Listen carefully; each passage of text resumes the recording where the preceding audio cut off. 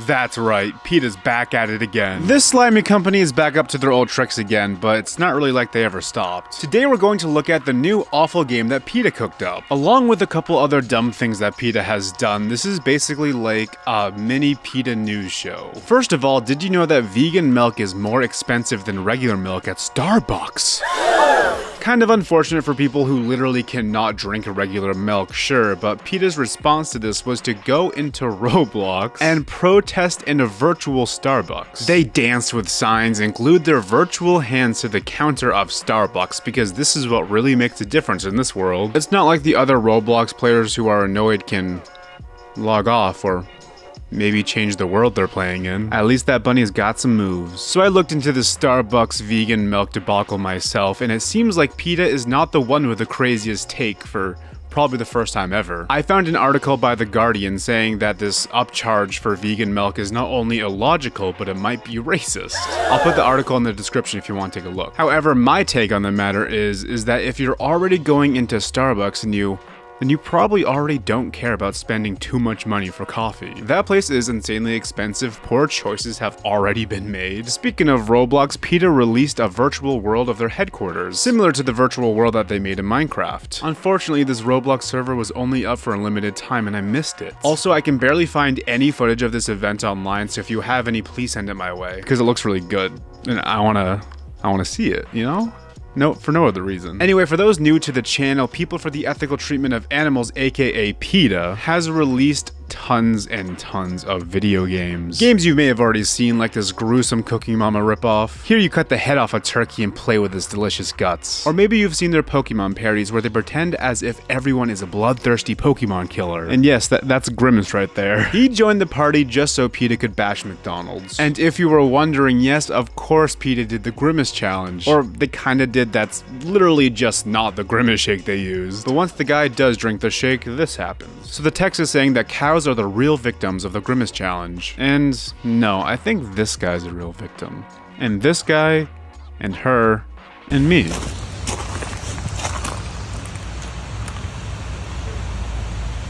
Okay, no, but seriously, PETA's probably right about this one. Farm animals certainly are not always treated properly. And I don't want to gloss over this topic. I encourage everybody to do their own research and make up their own minds. However, the point of this video is to simply roast PETA for the dumb things they do because I need money. Alright, let's go back to talking about video games. We can't forget about PETA's 3 awful Mario platformers, or their Super Meat Boy ripoff. The point is, they make a ton of these crazy games and none of them play well. They're all just terrible, and I'm pretty sure PETA knows this and they do not care. Their one and only objective is to stir up attention to get people talking about them. And I guess that's kind of working. I mean, I've made like 30 videos on PETA or something like that, given their name millions of views. However, my audience, rightfully so, seems to hate PETA with a passion. If you want to, feel free to pause to read whatever articles I'm editing on the screen right now. Now, after all of these videos, the most common question I get asked is why doesn't Nintendo sue PETA for their awful video game parodies? Nintendo clearly does not have a problem suing or threatening to sue fan games, so how come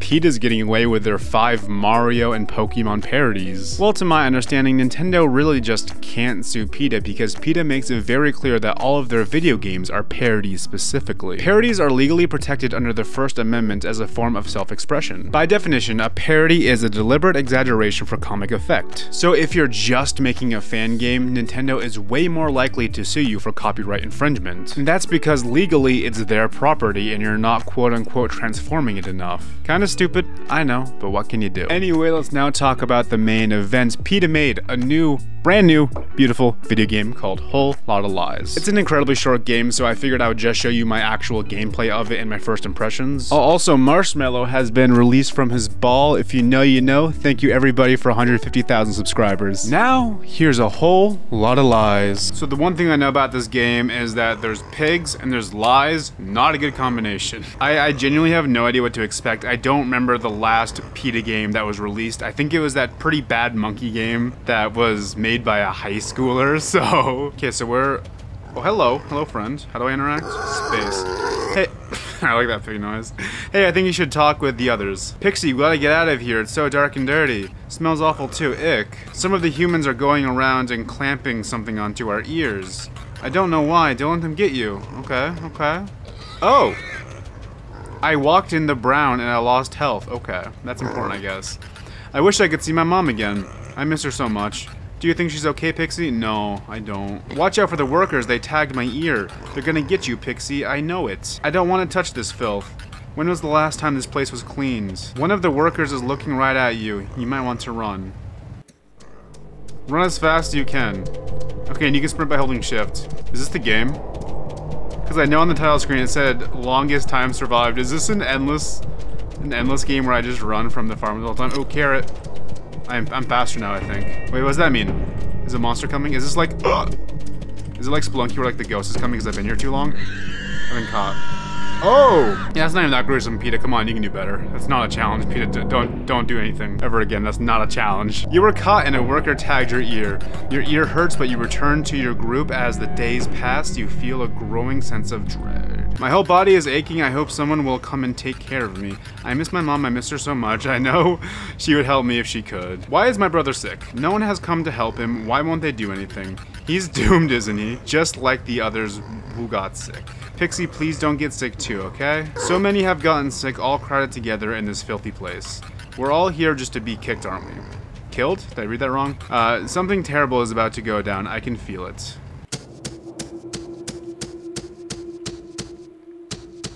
This is where the text pops up, where you can either abuse the pig or abuse the pig. I'm kinda right, he just shot the pig.